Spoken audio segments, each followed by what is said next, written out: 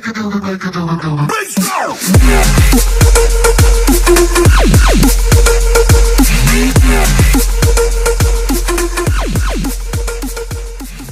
they want a really aggressive mid here, or do you think they can play like more of an invoker style, or Ember Spirit? Go Iron Shell hero. And it's a gap closer for just for the sniper. Yeah, against the sniper, this is not a hero that's too reliant on getting runes or the bottle, so... And as you mentioned, nothing on the courier anyway. He has enough regen too. The 3 tangos left. He's not low HP. He doesn't need the courier right away. Notail getting caught out in the bottom lane, and will try to TP away. Not going to happen. MVP just barely able to finish him off. Was left. He's also not that easy of a kill. Maybe a crush following up a disruption could be enough, as we're going to see Jerax. To catch out Dubu here is going to scout him going for that rune. He goes for the rune deny, but was it worth it? Sniper coming as well. All of a sudden, 4 heroes do get out at the top rune. Ana quickly dropping low, though, has to run away. QO pressuring it back. They'll turn into Jerax. This early game shrapnel doing work, but still has the boots. Maybe can survive. No, Febby comes in, and a parade of MVP heroes enter the lane as Ana thinks about...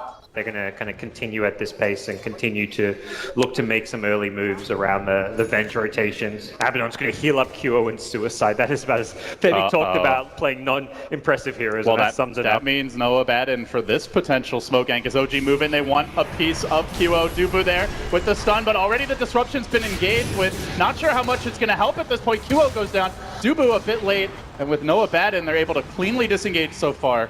There will be no counterplay. It really feels like MVP are going to have to transition this Weave into like a true carry because of how much they're kind of investing in. He is the top net worth hero as far as their 3 cores go.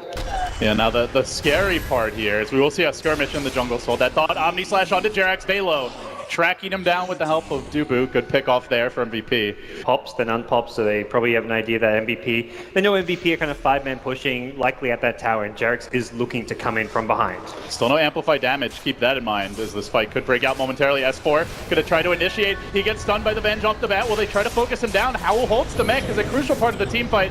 Already they've committed the Omni Slash. Now the back goes the other way. Velo being forced back. Purge the control. While meanwhile QO in the trees has been isolated. Sniper brought down. The Eclipse raining from above. The elusive beams too much. Velo will be the 3rd, make it the 4th down.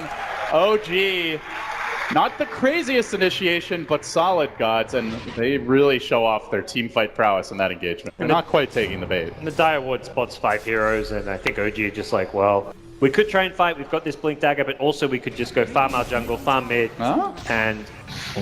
I mean, I don't really know if they can kill him. They're going to try for it, though. The swap, the Beatles as well. Will, yeah. Pretty quick burst damage. Not even bothering with the mech. He will pop it at the final hour, but they have the damage, and they get the kill. Tier 1 for the Radiant, either mid or bottom, but no, they're hunting for kills now. 2 Hero Crush almost available for Jerax, but they will TP out in time. He will find Febby. Febby does have borrow time, so this is going to be a bit of a nuisance to kill. Completely isolated, has no real help.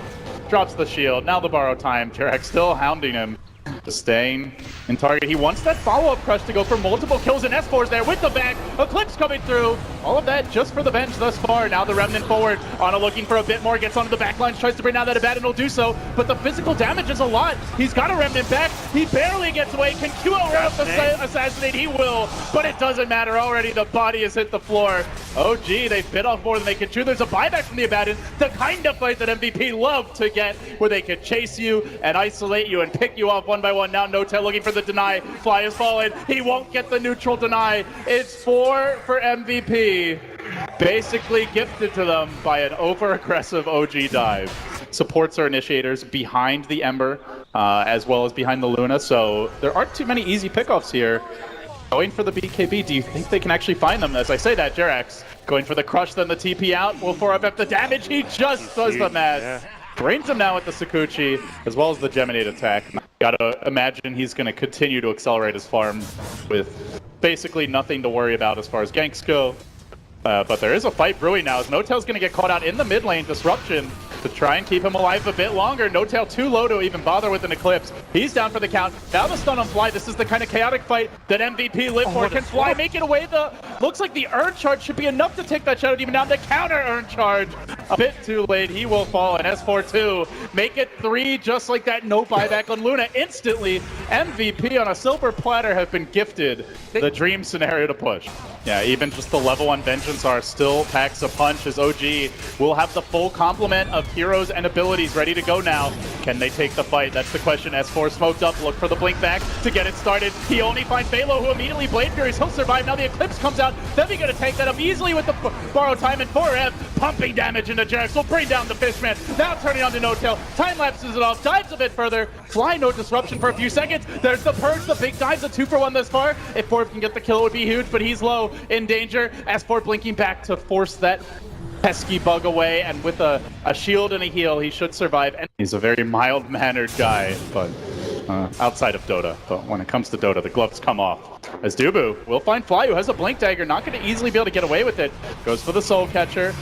And he is going to use the Purge and Disruption on the Luna Illusions, almost dead to the Assassinate. But instead, those Luna Illusions turning around, chewing through Dubu, will find the kill.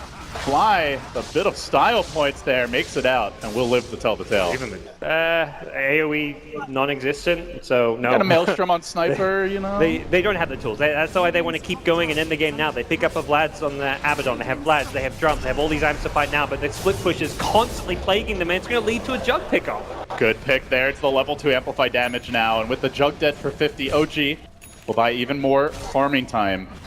Trying to deal with one threat, and then suddenly the other side of the map, there's an SG Luna bottom. It felt like the Ember at top with split push was a threat. Well, now you're going to worry about bottom, you're going to have to worry about mid. Every lane just being pressured, and they found another pick off at top. It's a kill onto the sniper, and meanwhile bottom lane, high ground is being breached. OG can get more aggressive bottom. He even blink dodges the sniper auto attack. That's like rubbing it in onto QO. I don't need this blink dagger. Yeah. It's pretty though. He's just like, okay, I'll back off, wait for you to defend the other lanes, then I'll start hitting your range tracks again. I need to be a little bit careful from QO's damage, but... I mean, he might be able to force that BKB out for free though. MVP's defenses are split, and that's where Shadow Demon Illusions just destroy your base. One range track's down, now they'll get to work on the melee. At some point, MVP have to engage, and they're going to lose another range track. Honor's already taken top. They might re-engage here with the Blade Fury committed by Velo. He's even going to Manta, and as you mentioned, that's now 2 range tracks down. A melee nearly finished off bottom. Did Hurricane Pike going to come? And finally, MVP, they've had enough. They want to leave the base. They want to get aggressive. They're going for the wraparound, but is this going to be the wraparound of dreams that they so sorely need? Velo smoke gonna break. There's a Dire Ward to scout this out. Jerax even thinking about going in. There is an Omni Slash at the ready. 4F scrambling that way, but again, look at Ana up at the top lane, just easily bringing down the melee. Even if they win the fight, they're losing the war. MVP is death by 1,000 cuts. It appears to be the story of this game number 1. One by one, they're being picked apart. Not the heroes, it's the buildings. Honor takes the rack and then gets out. He's overstepped his boundary. I mean, honestly, probably worth it. Not ideal. Still gets the melee. They might go for a jump here in 4F. They have the chain stud and burst to kill him if he's not careful. But to your point, God, I mean, let's not kid the viewers. They have to fuck up and they have to do it real bad. Yeah, it's at that point now where the gold grab doesn't even tell the tale. But it's actually OG finding the picks here, shredding 4F on the Weaver. Quick assassination. Apparently Sniper working against his own team as they'll move on to Febby. Febby has to borrow time. MVP being forced back, just can't even get in range of the glaives. And when they do, they pay for it. Now the tower's down, you can just safely put to the SE Illusions, or you can do that. So just gonna initiate immediately, borrow time from Febby as he tries to hang on through this. Velo will survive, but they've lost their Weaver. Is gonna have to buy back, rejoin the fight. Velo low, the glaives continue to pursue. Febby now on the run, and that's it. MVP completely overrun by the OG Swarm come late game. Is Ana up with your head, little man, he says. We'll take care of QO, and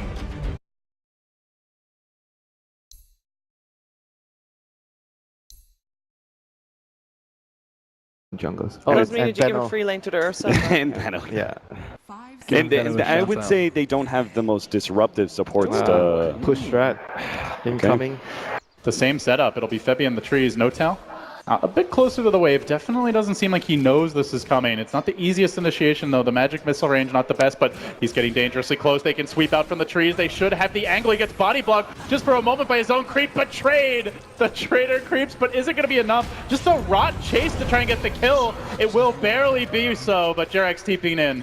We'll find the trade. So first blood for MVP. More towards that bottom side of the map, barring a smoke. And as a result, Ana playing extremely defensively. So far, though, the lane's looking decent here. There will be some pressure on Ana, going to charge him with the Sakuchi.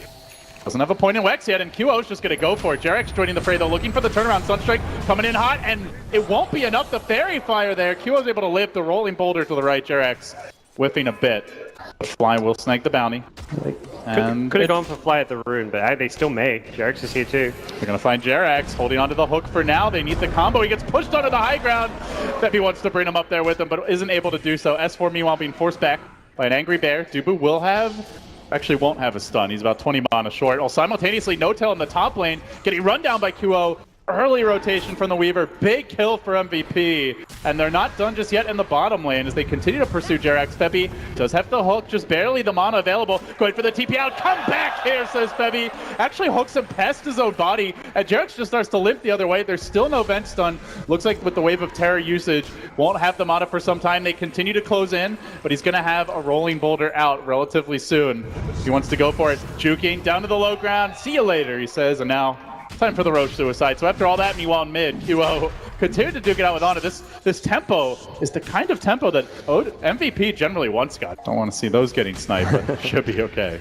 They know No-Tail has no TP. It looks like they want to go for Jarex on the Earth Spirit, but that's as we've seen already, a very tough kill to get. Oh, even S4 rotating in 4 up. They know he already used his leap. They're going to try to pursue. Has the phase boots. The hook is there. Pulling Jarex away, then the stun. Securing a kill, but turnaround coming in from OG. They will get the Sunstrike kill with the help of Ana in the mid lane. And speaking of Ana, he's busy dealing with QO, who's diving him under the tower. He will barely survive as they continue to ring around the tree line, trying to bring down the cat lady. Can't quite do it. Won't be able to get the kill, but the pressure does mount a bit on the Invoker. Back to the base for him as S4, his turn to try and match the tempo of MVP. Gets up the call. Sunstrike coming in. It's a lot of damage at this point. And there's the chop up with your head, says Mr. Gustav. They will get the kill. They use 4 smokes in 10 minutes. I haven't seen that in a long time. Normally you use 1 smoke in the first 10 minutes and then 2 to 3 smokes in the mid game. They have 0 smokes for the mid game. And in spite of that, Ana already has his Midas. He wants to use it, but they're going to look for the punish here. The double Starbow connects. Sunstrike off the mark. Jarex going away. And Febby wanted to reel him back in with the hook mid-roll, but can't quite find the range. Yeah. The smokes haven't been super successful, but what has been successful for MVP is the game plan of just to be used. So, oh god, this combo god. Level 3 Fatal Bonds with the Rock and the Blink Call. Baby. He's not going to get going on. Dubu, he's going to tank the gank. Probably the ideal target, but it will be free gold and experience going the way of OG as they look now to transition into a tower push. And maybe a QO pickoff. He's going to lay out the swarm.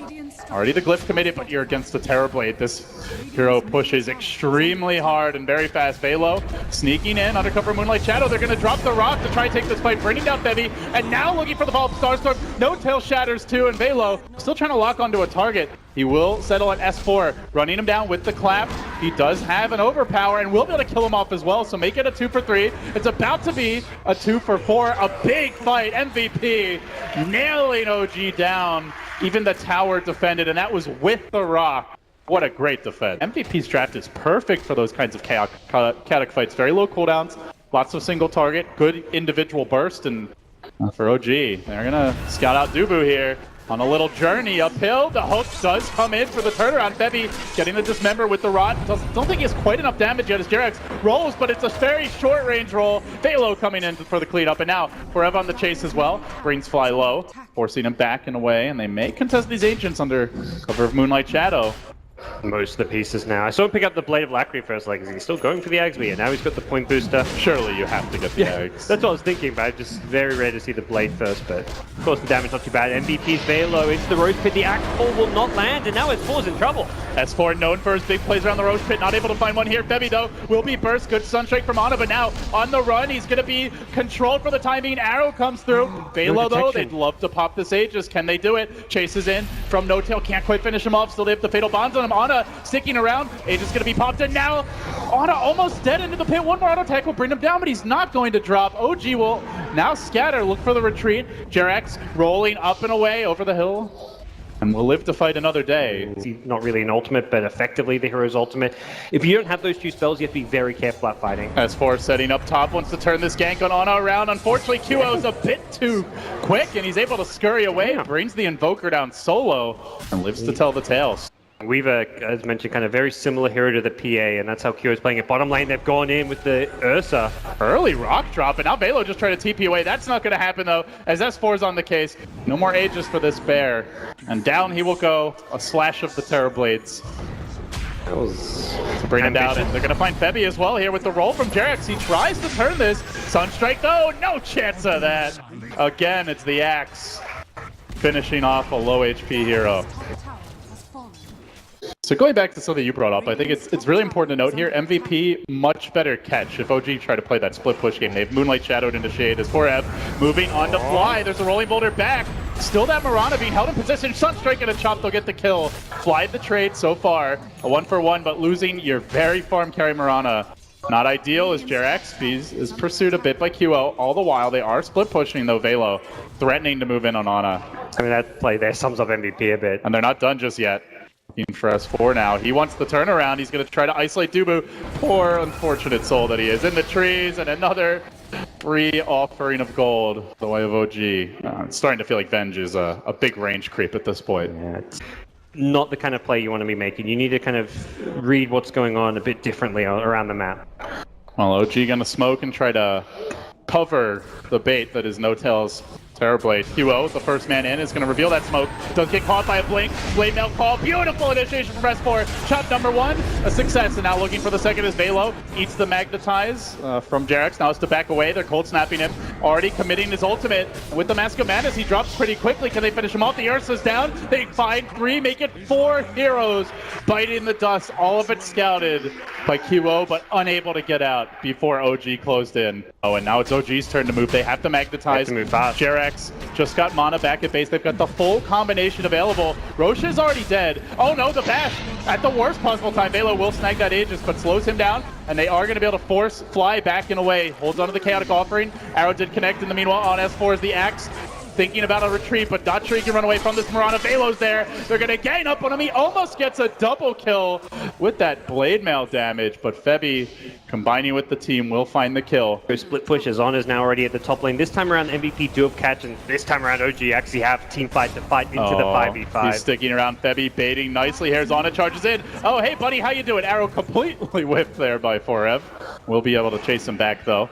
And the hunt is on. Will there be any sort of support from No-Tail? No, he's got TP away. Ana dropping that zoning ice wall, but another Blake forward, and with the double Starfall, Forev will find the kill. He had dust. So Ana knew there was no way he was getting out there as well. Meanwhile, in the middle lane, Velo and QO have gone in deep, perhaps a bit too deep. They will find the Axe kill earlier, but Velo turns it. He brings down Jerax, tries to slam down No-Tail as well. No-Tail currently holding the Sunder, can look to re-engage here, and he's going to commit the Metamorph as they push Velo back and away.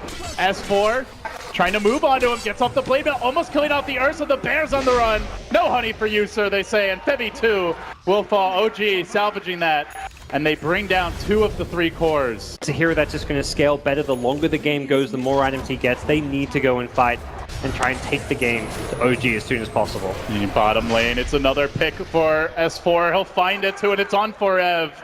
This Axe has been massive for OG. 10, 4, and 6.